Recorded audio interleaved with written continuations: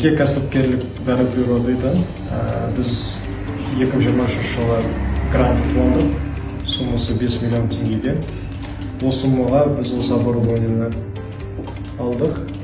Қазіргі таңда енді біз 2-3 компаниямен келісім-шартқа отырып, қазіргі кофе и шай шығарып жатыр. Общий продукцияда бізде 26 продукт бар.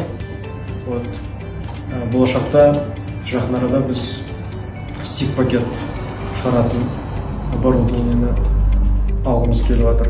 Біздің компания қаптаумен и осындай оборудованиенің арқасында оны фасовка жасауына возможность береді, мүмкіншілік береді. Бізге сырье келеді компаниядан, біз оның дизайнын тауып беріп, оны қалай реализацияға бүкіл документ СГР-лармен жұмыс істеп, көмектесіп, дайын продукция шығарып беруге көмектесеміз.